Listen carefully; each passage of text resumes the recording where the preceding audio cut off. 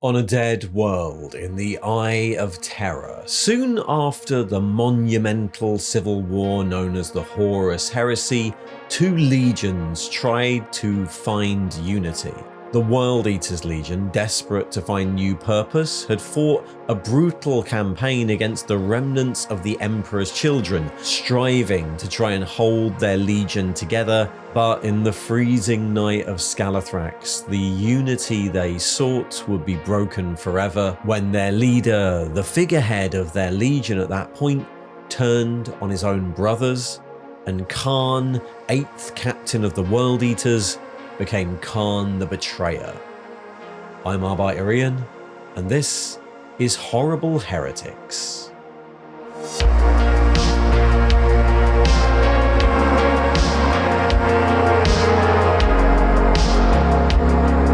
At first glance, Kharn the Betrayer is almost a cartoonish supervillain in the world of Warhammer 40,000. One of the most vaunted champions of the Chaos power Khorne, he leads a band of blood-maddened berserkers across the galaxy, seeking only blood and skulls for the glory of his master. But the actual story of Kharn the Betrayer is something of a tragedy. His loss to the madness of Khorne, even more of a victory for Chaos, because he resisted it for so long. Kharn's story, like many others from his era, begins on Terra at the start of the Great Crusade in the early 31st millennium as an inductee to the 12th Adeptus Astartes Legion, then known as the Warhounds. The Emperor had conquered Terra during the Unification Wars and, with his new Legiones Astartes, had committed his new Imperium to the Great Crusade, expeditionary fleets pushing outwards in an attempt to reunite the various strands of humanity kept separate by 5,000 years of warp storms. But while many of the other legions had been active during the latter years of the Unification Wars and the initial stages of the conquest of the solar system, the 12th Legion had been largely kept in reserve, tested in a few sporadic engagements, and then almost withdrawn from service. But when the Great Crusade finally began, the Warhounds quickly found themselves overcommitted. They were broken up into independent commands and then used as a sort of assault reserve, elements of the 12th used to bolster frontal assaults conducted by the other legions, or serving as muscle in fleets composed mostly of Imperial Army regiments. And they quickly developed a bloody reputation from all this. They were considered a threat unleashed by the Emperor, dangerous to anyone in their path, their battles ending in bloody slaughter, and their victories, though reliable, coming at a very high price. But to the Legion, there was nobility in this. They fought in a merciless phalanx, advancing with spear and shield slowly at a walking pace and leaving absolutely none alive. It might have been bloody and expensive and ruinous in terms of recruits, but that was their role, and they adopted it, if not enthusiastically, then with a resolve that if someone had to do it, they were fine with it being them. To maintain their numbers, a particularly wide recruitment policy was adopted, taking aspirants from all over Terra and any world they conquered and sending them to dedicated Legion training worlds to foster some sense of camaraderie and to turn them into Legionnaires, and it was this process that first scooped up the young Kharn. Transported from the Germani regions of Terra to the Legion fiefdom of Bolt, Kharn was trained by the Legion Centurion Gruner, one of thousands of such identical neophytes. This was in the early days of the Great Crusade. Bolt was one of the oldest of the 12th Legion's fief worlds, and the training likely didn't last very long. The requirements of grist for the mill meant that the Warhounds pushed the acceptable production rate for new Astartes to the absolute limit. It was here that Kharn would be introduced to the predictably nihilistic culture of the Warhounds, including the idea of the contest, a competition amongst 12th Legion recruits to reach 1,000 confirmed kills, a competition every legionnaire of the 12th was expected to take part in, and one jokingly considered impossible given the predicted lifespan of a warhound. From Bolt, Kharn became a legionnaire and quickly rose through the ranks, fighting on battlefield after battlefield across the Great Crusade, and eventually reaching the rank of Centurion of the 8th Assault Company, assigned to the 13th Expedition, one of the largest concentrations of Warhound assets, and nicknamed the Bloody 13th. He was a well-known officer even then, with a reputation as a brutally effective close-quarters fighter, like much of their legion, but it wasn't until much later, after the discovery of the 12th Legion's Primarch, Angron, that he really came into his own. The 20 Primarchs designed to lead the Legiones Astartes had been scattered way back in the Unification Wars, and one of the goals of the Great Crusade had been to try and rediscover where they'd gone. But it's fair to say that Angron's rediscovery by the Imperium was not one of the Emperor's best moments. Captured as a foundling on the world of Nuceria and implanted with the brutal Archaeotech implants known as the Butcher's Nails, Angron had been forced to fight as a gladiator until, eventually, he led a slave uprising that rampaged across the planet. Eventually, hopelessly outnumbered and starving, his slave army decided to sell their lives as dearly as possible in a final glorious last stand when, lo and behold, the Emperor turned up. Of course, seeing just another tyrant, the Primarch completely refused either the help of the Imperium or the command of a legion, determined to die alongside his brothers and sisters, and so, late into the Crusade and not wishing to lose one of his remaining sons, the Emperor just teleported him against his will into orbit and left the rest of the gladiator army to be slaughtered on the planet. Angron was, of course, furious, but the Emperor had little sympathy or time to spare, and so he was transported to the flagship of his new legion, the Adamant Resolve, and left there, a problem for the Warhounds to solve themselves.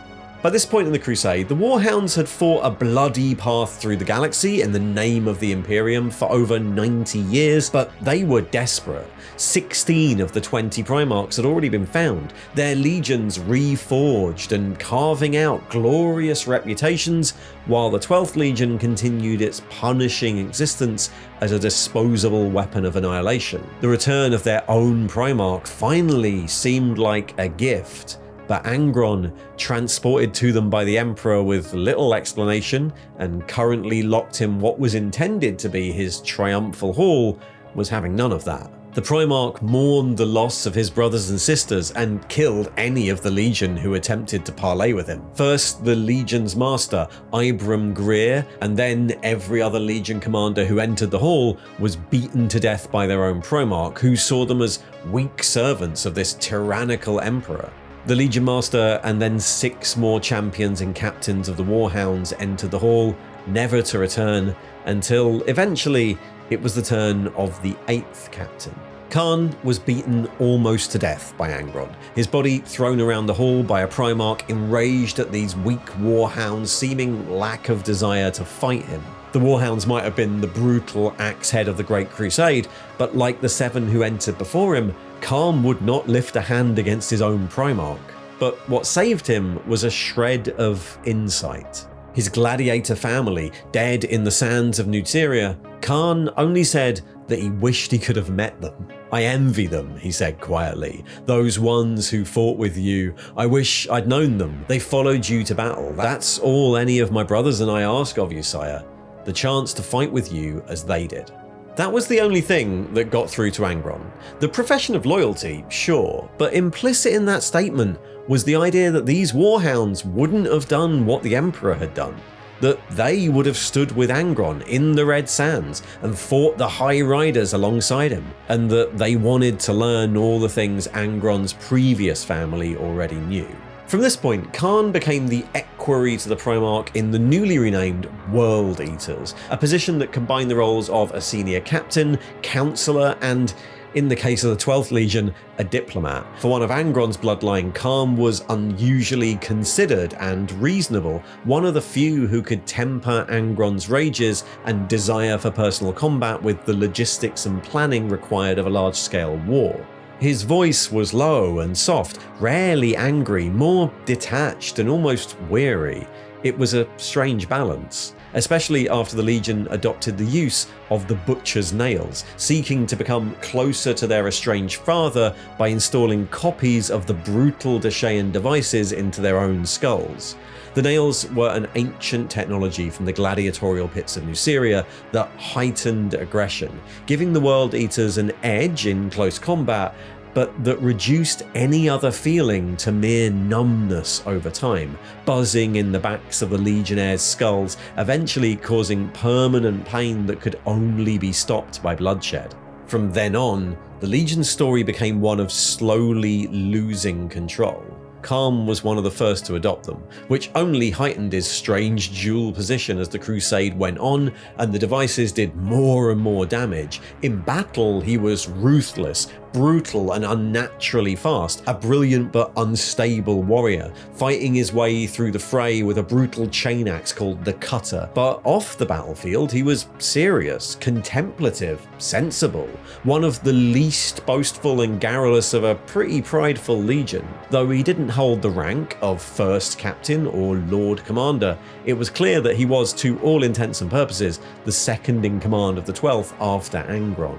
The World Eaters' hierarchy favoured proven reputation over rank, and his name was pretty well known amongst the other legions, partly because he was one of the few anyone else seemed comfortable dealing with. But when the heresy broke out, Angron and the 12th were quick to side with Horus, and Kharn alongside them, not necessarily out of any great hatred of the Imperium, at least on most of the World Eaters' part, but out of loyalty to their Primarch, and the general apathy and resignation that characterized the Legion. They'd always been uncaring weapons, short-lived and brutal, pointed towards whatever foe they were ordered to destroy, regardless of if those orders came from Horus or the Emperor. The nails by this point had taken hold. Many of them just simply didn't care from where their next enemy came, as long as it gave them an excuse for combat.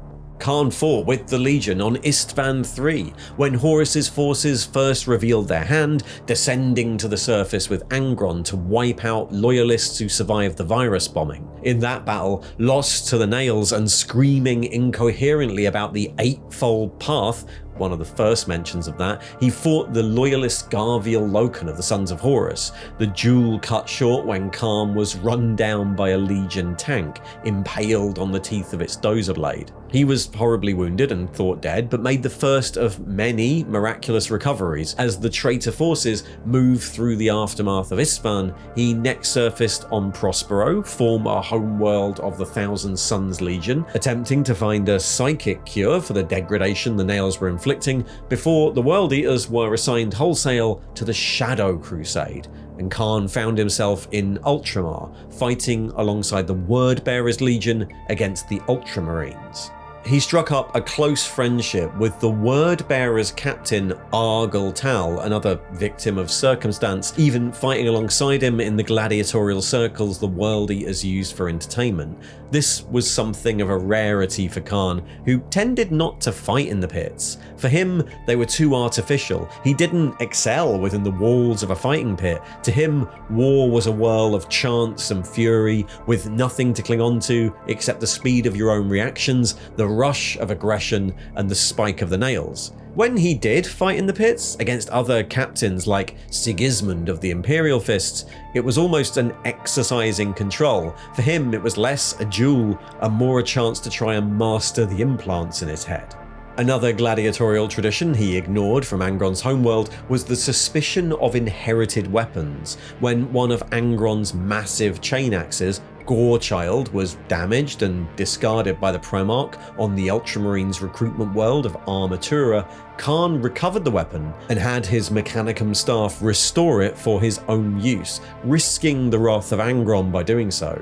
The axe had lost many of its teeth, originally made from the teeth of Mica dragons from Luther McIntyre. To replace them, he liberated some extra dragon skulls from the Legion's Museum of Conquest. The newly restored axe got one of its first outings when Kharn took a rare turn in the fighting pits against the Wordbearers chaplain Erebus, seeking vengeance for Erebus' murder of his friend Argal Tal. Erebus was a gifted duelist, but Kharn bested him easily, attempting to kill him but having to settle for the chopping off of a hand when the Wordbearer chaplain used the warp to escape. It wasn't the only use of warp magic in that campaign. Attempting to save Angron from the damage the nails were doing, the Wordbearer's Primarch, Lorgar, dedicated Angron's soul to Kharn, and Angron became a demon prince, his legion damned by association. With this, they took another step down the eightfold path of chaos, though Kharn and others still tried to resist. He fought on Terra during the siege of the Imperial Palace. Famed as the first of his legion to reach the palace walls, he was one of the few World Eaters who managed to hold it together, denying the lure of the nails throughout most of the siege as he attempted to coordinate the World Eaters' assault. But by the end, when time had all but stopped, when the traitor forces had devolved into roaming warbands, and when Angron was banished by Sanguinius of the Blood Angels, Kharn finally succumbed. He threw himself into battle outside the walls of the palace, barely aware of who he was, and tearing through loyalist soldiers and champions alike, including Janecia Kroll of the Silent Sisterhood, unaware of who he was even fighting, until eventually he was stopped by his old comrade Sigismund of the Imperial Fist Templars. His unending fury, his rampage, halted by something Kharn thought was even worse: the complete void of emotion that characterized Sigismund. Again, he was left for dead, the World Eaters bearing his body away as the traitors quit the palace for the Eye of Terror. By this point, the World Eaters were in a pretty bad way. The nails had grown so all-consuming that many of them had been lost to them permanently, unable to ever snap out of their killing frenzy, restrained in chains when not in battle, and even those that did retain a semblance of control would lose themselves when they were in battle, coming to hours later with no recollection of what they did while under the spell of the implants. Voices from beyond echoed in their heads, and the first priests of Kharn had started to appear amongst their ranks. With Kharn lying in a Medicae cell, dead for all intents and purposes, the Legion seemed like it would fracture into disconnected warbands any second, until the fleet came across an ancient Eldar planet hanging in space, near the entrance to the Eye of Terror, a planet currently occupied by the Emperor's children. There was argument about what to do, if the Legion should keep to their alliance with the Third, forged under Horus, or if all bets were off since the heresy had failed. But when Kharn was revived during a botched assassination attempt, the Legion found new purpose. With Angron lost in the warp, Kharn attempted to unify them the only way the Legion knew how: through battle. The World Eaters fell on the Emperor's children at Scalathrax, pursuing them through its ancient frozen cities, pitting their fury against the sonic weaponry and swordsmanship of the Third Legion. But the demon world was a dangerous place. The nights became so cold, even the Legionnaires couldn't fight after dark, and this deep in the warp, the Song of Kharn was so strong that one night, known as the Night of Madness, even Kharn couldn't continue to resist its call. As the light faded, and the World Eaters retreated to shelter, Kharn raged at his comrades, furious with their weakness, lost to the nails. He rampaged through the city, unable to tell friend from foe, killing indiscriminately to silence the pain in his head, at one point picking up a flamer and burning his former comrades from their shelters. And so, on Scalathrax, Kharn, captain of the 8th Assault Company, the one who'd resisted the lure of the nails for so long, a figurehead for the whole Legion, finally became Kharn the Betrayer, and the war he'd started to unify the Legion became their undoing. After Scalathrax, the Legion fell apart, devolving into competing warbands, some of them lost to the nails forever. Kharn himself continued his slaughter across the Eye of Terror, and then, because time works differently there, across the subsequent millennia. A reluctant champion of Kharn, often lost to the nails and seeking only to spill blood and claim skulls for his master, uncaring of whose they are. His warband became known as the Butcher Horde, and at their head he ravaged the Imperium for 10,000 years. During the 13th Black Crusade of Abaddon the Despoiler, he fought on Cadia, and then on the planet of Amethal against the Blood Angels. At the opening of the Great Rift, he fought and killed, or maybe banished, the Imperial Saint Saint Celestine on the planet of Sadreka, and during the Arcs of Omen campaign, he fought alongside Angron once again at Malakbile. Kharn is, above all, a tragic figure. His story is one of raging against everything he's slowly turned into, all the while being resigned to his eventual fate. Taken as a child and forced into service in one of the most brutal legions, transformed into little more than a killer, he rose in the ranks and retained some sense of duty within the warrior culture of the 12th, but after their reunion with Angron and their desperate acceptance of the Nails as a way to try and connect with him, the Legion started a long slide towards chaos. And Kharn became not only the absolute best at that form of rage-induced bloodshed, but also the one trying his hardest to hold himself together through it. And while it could be argued that Kharn's position as a brutal killer in the Warhounds wasn't his choice, ironically, the World Eater's desire to ape their father meant that their slow slide into madness absolutely was.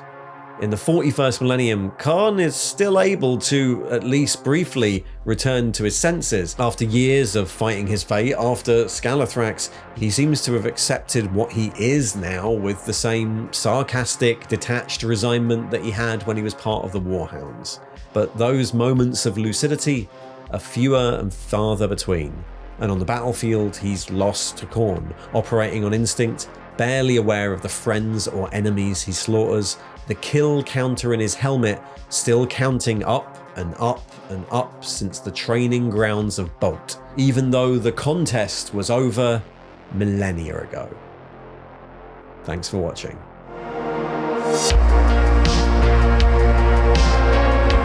And if you'd like to hear more about the truly horrible people of Warhammer 40k, there aren't any good ones, they're all horrible, then tune back in, we'll have more horrible heretics coming up. And if you'd like to support the channel, then all the usual stuff's in the thing below, and you can, press like and subscribe buttons and bells and stuff. See ya!